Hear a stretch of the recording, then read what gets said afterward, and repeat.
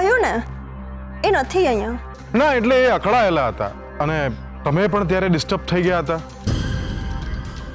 એટલે જસ્ટ મેં પૂછવા માટે ફોન કર્યો કે ઘરે પહોંચ્યા પછી તો કંઈ થયું નથી ને.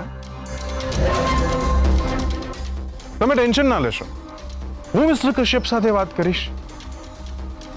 બાય ધ વે, આપણે બંને મિસ્ટર કશ્યપની ગેરહાજરીમાં મળ્યા હતા. તમે એ વાત તો મિસ્ટર કશ્યપને કરી નથી ને?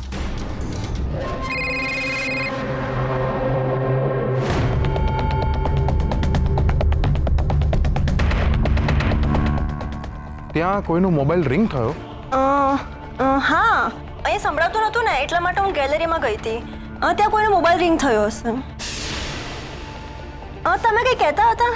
હા એટલે એ જ વાત કહેતો હતો કે આપણે જ્યારે મળ્યા હતા એ વાત તમે મિસ્ટર કશ્યપને કરી હતી? ના, મેં આ વાત નથી કરી. એ તો તમને વધારે ખબર, તમે વોચ રાખો છો ને એની પર. કેમ, શું થયું? ના કંઈ નહીં, તમે અમને એ વાત ના કરીએ બહુ સારું કર્યું. કંઈ નહીં, બહુ જલ્દી આપણે મળીએ. Okay, bye, see you and take care. લાગે છે આ ડોક્ટર તો તારા પ્રેમમાં પડી ગયો છે. Shut up. હું એને મારી આજુબાજુ ફરવા પણ ના દઉં. તું કેમ આટલી બધી સિરિયસ થઈ જાય છે? હું ક્યાં સિરિયસ છું? એનીવે, આપણે જે પાર્સલ લેવા ગયા હતા એનું તે મને કંઈ કહ્યું નથી. વેટ, કહું છું.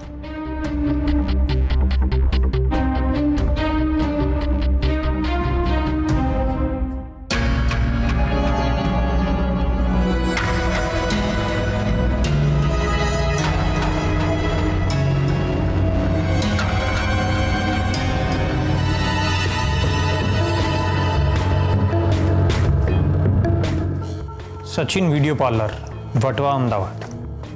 અહીં શું હશે? ખબર નહીં, આપણને રસ્તો બતાવ્યો છે.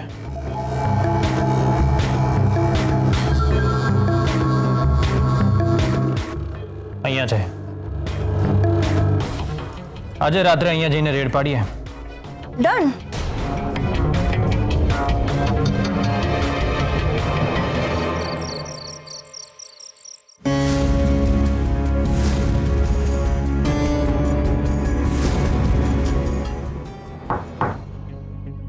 જસ્ટ સેકન્ડ, હું રેડી જ છું. તનુ, વોટ આઈ ફીલ કે તું મારી સાથે મિશન પર ના આવે. વોટ? અરે જો તું હાઈપર ના થઈશ, હું તને બધું સમજાવું છું. પહેલા તો મારી આખી વાતને સાંભળી લે. You are a manipulative person. What do you mean? તું કહે છે કે આપણે મિશન પાર્ટનર છીએ અને બધા ડિસિઝન તું એકલો જ લે છે. તનુ, પહેલા તો મારી આખી વાતને સાંભળી લે ને પછી તું ડિસિઝન લે. ઓકે? આઈ એમ લિસનિંગ. બોલો કેપ્ટન. અત્યારે ડોક્ટર સતત આપણી પર વોચ રાખી રહ્યો, એટલે જો આપણે સાથે જઈશું ને તો એને ડાઉટ જશે.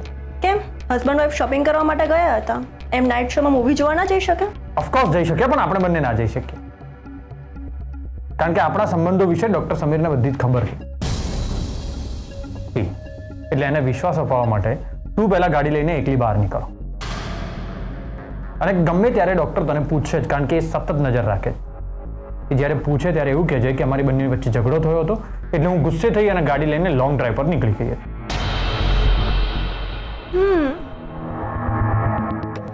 And you? હું અહીં જ છું, ઘરે. વાહ, વોટ એન આઈડિયા હર્ષજી. તો મિશનમાં કોણ જશે? તારું ભૂત? ના, હું જ જઈશ. તું શું બોલી રહ્યો છે, તને સમજાય છે? તું જ ઘરે રહીશ અને તું જ મિશન પર જઈશ.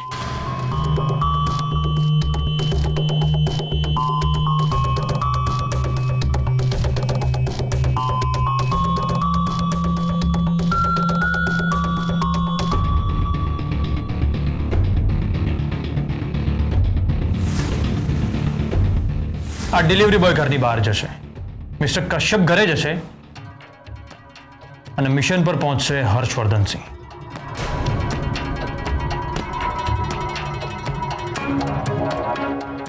બ્રિલિયન્ટ. એટલે જ રિયાની ડાયરીમાં લખ્યું હતું કે અમદાવાદના મિશનમાં કોઈ પણ ના હોય તો ચાલશે, પણ હર્ષવર્ધનસિંહ તો હોવો જ જોઈએ. મિસ રિયા, એના લીધે જ હું આ મિશન પર છું, નહીતર ના હોત.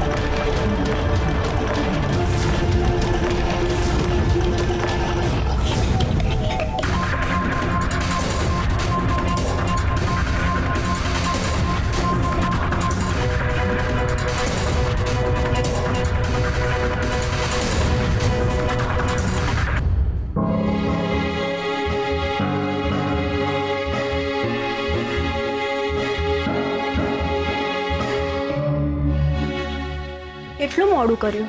તું હજી સુધી જાગે છે કેમ? તારી રાહ જોતી હતી. કેમ? તું ફિલ્ડ પર ગયો હોય અને તારી પત્નીને ઊંઘ આવે. તો તું લોંગ ડ્રાઈવ પરથી ક્યારે પાછી આવી? Long drive? હમણાં જ થોડી વાર પહેલા આવી. મારું છોડ, વિડીયો પાર્લરમાંથી તને કોઈ લીડ મળી? ના, હું અંદર ના જઈ શક્યો, પણ ત્યાં નક્કી કંઈક તો રંધાઈ જ રહ્યો છે. સી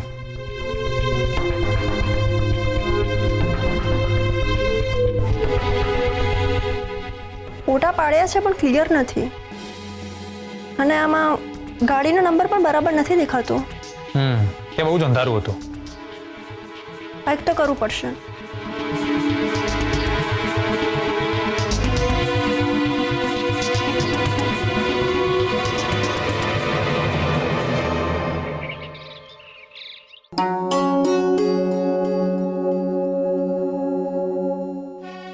ને ફોન તો કરું, જો ઉઠ્યા છે કે નહીં.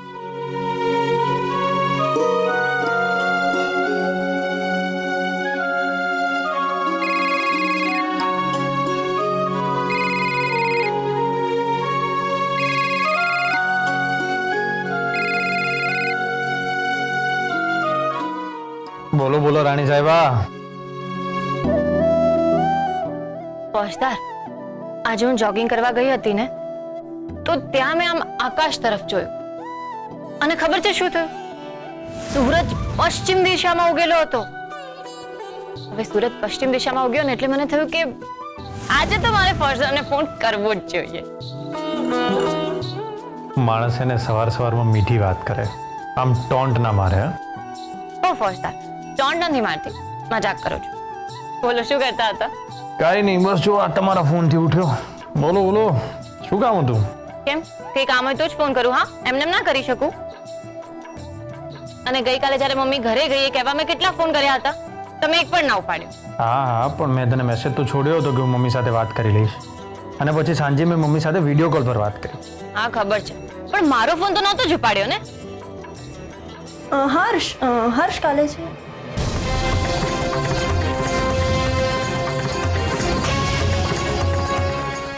ફોજદાર, ત્યાં સવારમાં કોણ છે?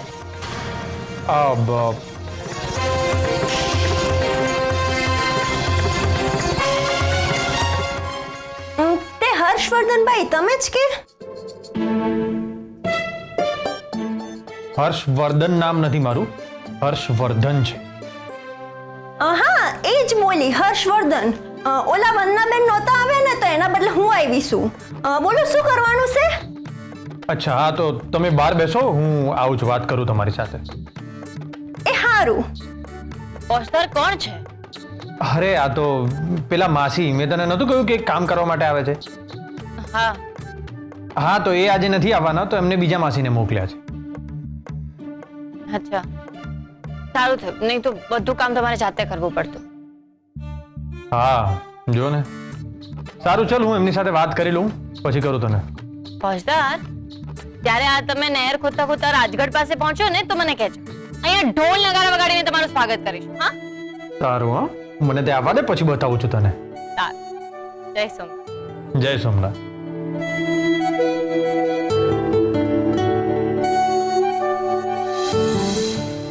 તનુ, thank you so much.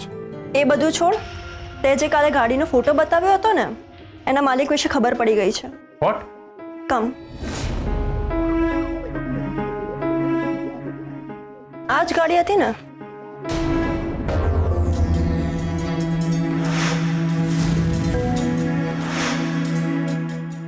Yes, પણ તે કેવી રીતે ઓળખી?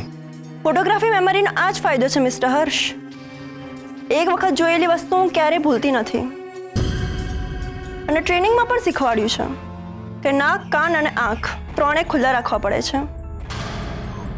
હું જેવી બાલ્કનીમાં કોફી પીવા આવી અને જેવી આ ગાડી જોઈને તરત મને સ્ટ્રાઇક થયું કે તે જે રાત્રે મને ફોટો બતાવ્યો હતો ગાડીનો, આ એ જ ગાડી છે. પણ આપણી જ સોસાયટીમાં આ ગાડી, વોટ અ કોઇન્સિડન્સ. મને આ કોઇન્સિડન્સ નથી લાગતું. એટલે ત્યાં જો.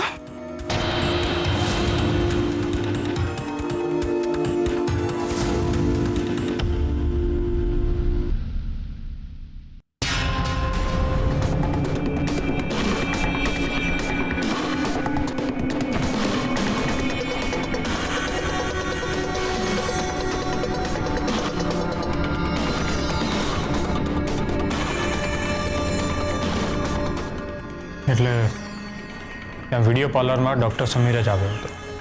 Yes, and maybe Samira sleeper cell છે. હું નાયક સરને ઇન્ફોર્મ કરીને આવું. એમ તો તું અકડું છે, પણ કામમાં good job partner. Proud of you.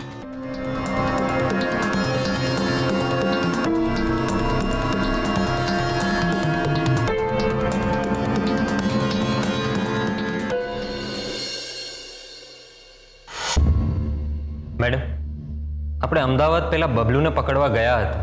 તમે તમારા ખબરીને બબલુ જ્યાં રહેતો હતો ત્યાં વોચ રાખવા માટે કહ્યું હતું. એનું પછી કંઈ થયું કે નહીં? ના ભૂપતભાઈ, એ બબલુ ફરીથી એ બંગલા ઉપર પાછો જ નથી આવ્યો. એણે ગેમ રમી નાખી આપણી સાથે. હવે એ બંગલા પર આવશે પણ નહીં. પણ ભૂપતભાઈ, મને પૂરેપૂરો વિશ્વાસ છે કે બબલુ અમદાવાદમાં જ ક્યાંક છે અને મહેશ્વરી મેડમ સાથે કોન્ટેક્ટમાં હશે. મહેશ્વરી મેડમે જ એને સંતાડી રાખ્યો હશે. જોકે આપણા ખબરી અમદાવાદમાં કામ પર લાગેલા જ છે. એ તો બરોબર છે,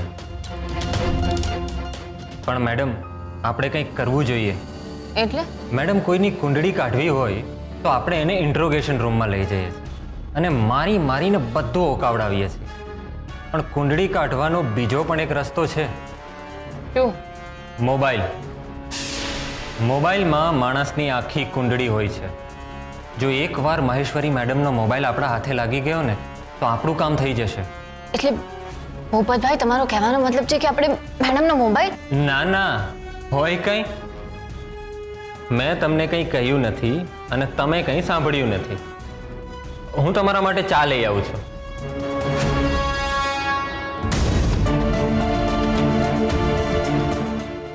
ભૂપતભાઈ શું કહેવા માંગતા હતા એ તો હું સમજી ગઈ, પણ મેડમનો મોબાઈલ ચોરી કરવો એ જરા અઘરું કામ છે. નાયક સરને મેલ કરી દીધો છે. એમણે કંઈ કહેવું હશે તો આપણને કોન્ટેક્ટ કરશે. બાકી નહીં કરે. ના, એ ફક્ત કામથી જ મતલબ રાખે છે. એમને કંઈક કહેવું હશે તો ગમે ત્યાંથી આપણો કોન્ટેક્ટ કરી દેશે. હા, મિશન વખતે પણ એમને એવું જ કહ્યું હતું. અને 5 મિનિટમાં ચણા ખાતા ખાતા આપણને જે કહેવું હશે કહી દેશે, પછી ગાયબ.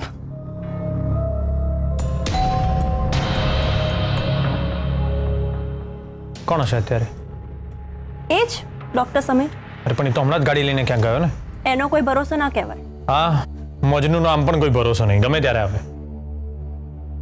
હું જોઈ લઉં.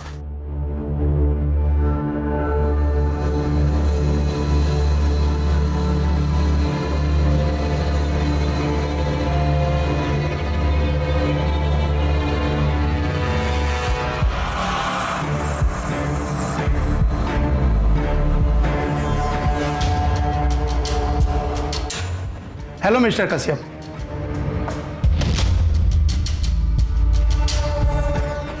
કેમ છો રેણુકા ભાભી? આવો ભાઈ.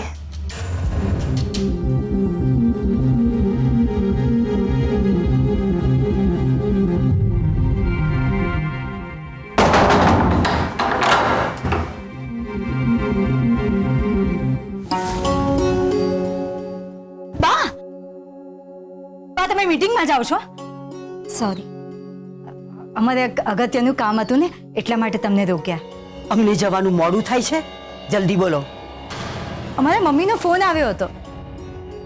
આ વાત તમારા માટે અગત્યની હશે, અમારા માટે નથી.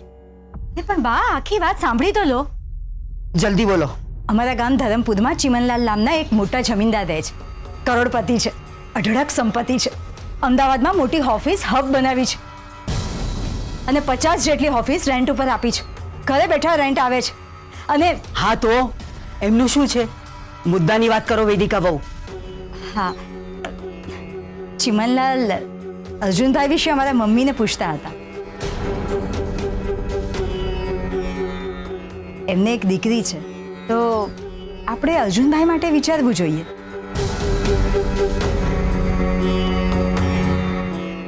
બા, એ આપણી જેમ ખાનદાની છે. જો કે ધરમપુરમાં ખાનદાની લોકો જ હોય છે. બાકી તો લોકો ખાનદાની હોય એવો ઢોંગ કરે છે. તમે કોની વાત કરી રહ્યા છો? એ બા, કેમ આમ કરો છો? ધરમપુરના તો અમે જ છે ને. કેસર અને મીનાક્ષી તો... એક મિનિટ. મીનાક્ષીને આ ઘર સાથે કોઈ જ સંબંધ નથી. આજ પછી મીનાક્ષીનું નામ પણ ઉચ્ચારવાનું નહીં. સોરી બા, વાતમાં નીકળી ગયું. ઠીક છે, અમે ચિમનલાલને પર્સનલી નથી ઓળખતા. એમના વિશે સાંભળ્યું તો ઘણું છે. એક કામ કરજો, એમની દીકરીનો બાયોડેટા મંગાવી લેજો. શું વાત કરો છો? સાચે બા? આમાં આટલા ખુશ થવાની જરૂર નથી તમારે. અમે લગ્નની હા નથી પાડી, ફક્ત બાયોડેટા મંગાવ્યો છે. હા, અમે હમણાં જ અમારા મમ્મીને... એક મિનિટ. આમાં તમારા મમ્મીને ઇન્વોલ્વ ન કરતા. તમારાથી જો આ કામ થાય તો ઠીક છે, નહીં તો અમે ને બેબી સંભાળી લઈશું.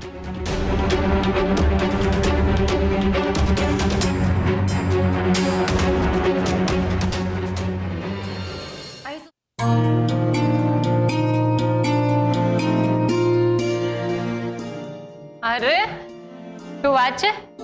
તમે ટિફિન લઈને, એ પણ મારા માટે? હા, ક્યારેક ક્યારેક ભાભીની સેવા કરવાની તક મળી જાય છે તો કરી લઈએ છીએ. હું કેદારભાઈની ઓફિસે ગયો હતો પણ તમે ત્યાં નહોતા. હા, કેદાર સરને અચાનક બહાર ગામ જવાનું આવ્યું. તેમણે મને કહ્યું કે આજે રાજગઢ પોલીસ સ્ટેશનમાં જ રિપોર્ટિંગ કરો. જોયું ને, સરપ્રાઈઝ આપવા જઈએ તો આવું થાય, નકામા ધક્કા થાય. લો, બેબી માસીએ તમારા માટે સ્પેશિયલ ડ્રાયફ્રૂટ દાળ ઢોકળી મોકલી છે. અરે વાહ, શું વાત છે! અને હું વળી તમને સરપ્રાઈઝ આપવા માટે ફોન કર્યા વગર નીકળ્યો, એમાં મારો કલાક બગડ્યો. પછી ગોપીને મળવાનો પ્લાન કેન્સલ કરવો પડ્યો હશે. ગોપીનો ફોન આવ્યો હતો, કહેતી હતી કે આજે તમે મળવાના છો. હા, એકચ્યુઅલી અમે મળવાના હતા પણ એમને કંઈક કામ છે એટલે પછી મળવાનો પ્રોગ્રામ પોસ્ટપોન થયો છે. બપોરે મળવાના છીએ. અચ્છા, તમારો પ્લાન કેન્સલ થયો એટલે તમે મને અહીંયા ટિફિન આપવા આવ્યા અને મને કહો છો કે સરપ્રાઈઝ. મને થયું છે કે મારા દેર આજે મારા ઉપર આટલા મહેરબાન કેમ છે. છે હજી મારી પાસે સમય, એટલે તમારે જેટલા ટોણા મારવા હોય એટલા મારો. અહીં શું ફેમિલી ગેટ ટુગેધર ચાલી રહ્યું છે? આમ પણ આમની બકવાસ સાંભળવાનો મારી પાસે સમય નથી. એ શું બોલે તું? અરે મેડમ, હું તો એમ કહેતો હતો કે ફેમિલી ગેટ ટુગેધર અમે પોલીસ સ્ટેશનમાં શું કામ કરીએ? ઘરે જઈને ના કરીએ? હે? એટલા બધા પણ અમે મૂર્ખા નથી, હે ને ભાભી? ગુસ્સે ના થાઓ, હું સાચું કહું છું. હું તો અહીંયા મારા ભાભીને ટિફિન આપવા માટે આવ્યો હતો.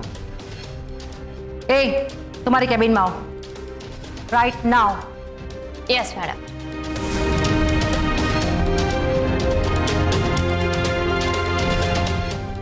આ શું 24 કલાક આવા જ હોય છે? કંઈક થયું લાગે છે.